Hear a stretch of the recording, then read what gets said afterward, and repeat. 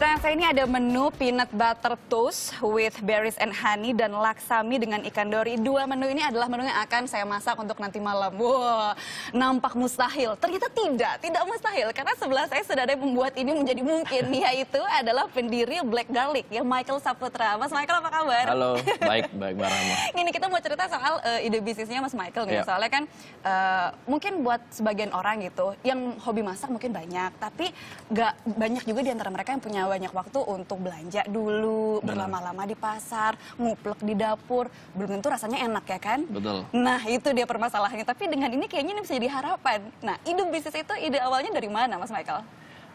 Jadi sebenarnya waktu itu beberapa pendirinya Black Garlic baru married, baru menikah, dan juga ada beberapa yang baru punya anak juga. Jadi waktu itu beberapa dari kami mulai susah keluar buat makan, jadi lebih sering makan di rumah. Nah, masalahnya waktu itu makanannya itu doang yang dimasak, nasi goreng, spaghetti, itu aja. Yang gampang lah itu. Bener, yang gampang-gampang doang bisanya.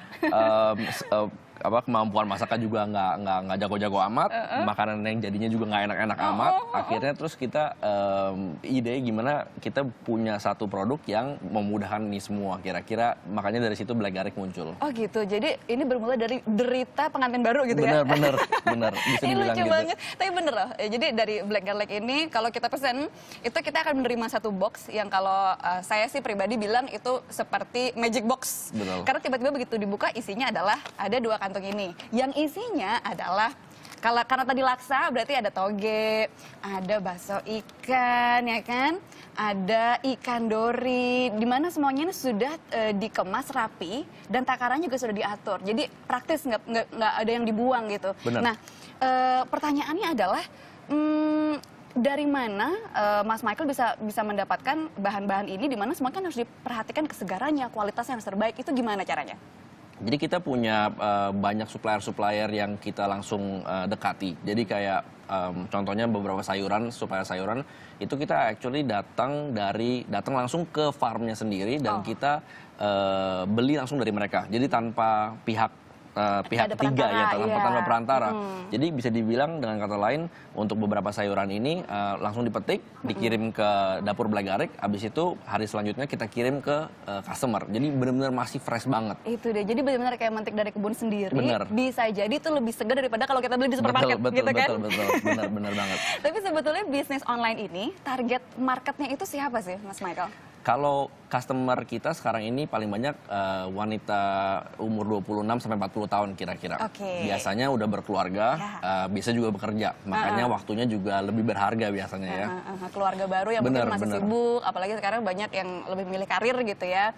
Nah, tapi kalau melihat yang namanya bisnis, di mana-mana kalau berbisnis harus melihat yang namanya tren gitu. Ada nggak sih sebetulnya tren masakan atau makanan untuk masyarakat perkotaan sekarang itu seperti apa? Kalau ngomongin tren makanan kayak nggak ada habisnya ya Mbak Rahma ya. Iya sih. Jadi memang kalau di perkotaan seperti Jakarta ini trennya selalu ada aja yang baru ya. Tapi memang semakin ke sini semakin kita lihat bahwa masyarakat Jakarta terutama yang urban, masyarakat urban itu lebih mencari kemudahan ya, convenience. Udah gitu mereka juga cari opsi makanannya harus yang beraneka ragam. Jadi sesuai dengan selera mereka masing-masing yang makin lama makin beragam seleranya. Jadi itu yang kita coba selalu perhatikan waktu pas kita keluarin menu-menu baru di Black Garlic.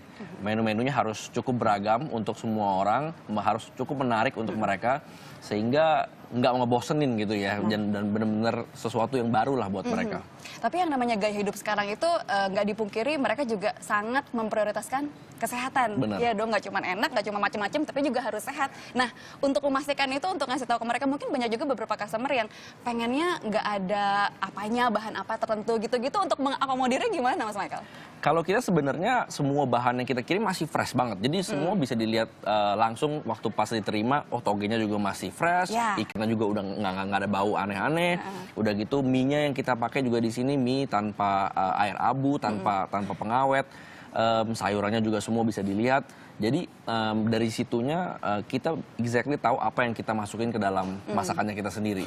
Dan semua di Black Garlic nggak ada MSG-nya. Jadi sangat-sangat sehat untuk satu keluarga ya. Bahkan anak kecil yang mungkin kita juga nggak mau anak-anak kita udah mulai makan MSG di umur-umur muda. So sangat sehat, semuanya bisa dilihat apa yang dimasukin dan seger banget. Nah, tapi kalau menunya nggak mungkin dong saya laksa setiap hari peanut butter. Benar. Pasti menunya bervariasi. Itu cara nentuinnya gimana? Berdasarkan request atau harus kepikiran terus nih ide baru setiap bulan atau setiap minggu? Gimana sih Mas Michael nentuinnya? Nah, kebetulan yang ngurusin masalah menu ini partner saya, Ya. namanya Olivia. Jadi sebenarnya yang pusing dia, bukan saya Oh, sebenarnya. gitu? Iya. Jadi ada 11 menu baru setiap minggunya di Black Garlic. Wow. Jadi berubah-ubah menunya setiap minggunya. Berdasarkan apa? Itu berdasarkan biasanya feedback kita dari customer. Jadi customer lebih suka makanan apa sih? Kalau saat ini di Black Garlic, makanan Indonesia masih paling populer dibandingkan yang kategori-kategori lain ya. Jadi makanan Indonesia porsinya biasanya paling banyak. Ada beberapa menu makanan Indonesia. Udah gitu dari situ kita juga gabung ke menu-menu yang biasanya mereka pengen coba di rumah. Jadi dari pembicaraan kita sama customer sebelumnya, mereka mau sesuatu yang biasanya mereka nggak bisa makan di rumah. Contohnya yang laksa dengan ikan dori. Kayaknya magic banget kalau tiba-tiba di dapur saya bikin laksa Betul, gitu ya. benar. Itu kan bukan tipe-tipe menu yang setiap hari bisa dimakan, Iya, dimasak di rumah iya, ya Mbak Rama iya. ya. Jadi menu-menu ini seru banget. Jadi masaknya seru, makannya juga untuk satu keluarga seru banget. Iya, bener-bener. Nah, tapi kalau misalnya saya mikirnya nih 11 menu untuk satu minggu itu aja udah bukan pekerjaan mudah gitu. Gimana caranya Mas Michael memastikan kalau customer itu nggak akan bosen? Oke. Jadi itu salah satu memang kita punya core strength-nya ya. Jadi di Black Garlic itu memang kita semuanya in-house. Termasuk yang bikin menunya sendiri itu semua chef-chefnya Black Garlic sendiri. Jadi kita nggak orang lain suruh bikin menunya untuk kita, nggak. Jadi kita benar-benar tahu menu apa yang customer mau, menu apa yang kita harus keluarin setiap minggunya. Menu yang ini udah pernah keluar minggu sebelumnya, menu yang ini ya belum pernah sebelumnya. Jadi dari situ kita bisa selalu lihat menu-menu mana yang bisa bikin customer apa nih buat minggu depan nih. So far apa sih favoritnya Mas Michael? Kalau kita ada beberapa yang waktu itu favorit banget. Waktu itu kayak ada sop buntut, waktu itu sempat favorit banget. Waktu itu kita sempat keluarin menu namanya lasanya, tapi masaknya nggak di oven, tapi masaknya di pan. Itu juga favorit banget. Menu-menu yang kayak pindang iga gitu-gitu juga seru banget itu. Itu banyak banget yang pesan. Jadi memang menu-menu favorit biasanya menu-menu Indonesia. Iya, karena masakan Indonesia tuh nggak simple gitu loh bikinnya ya. Bener. Kalau misalnya udah perfect kayak gini kan masaknya lebih praktis. Bener. Oke, inovasi deh. Kedepannya mau bikin apa nih Black Garlic?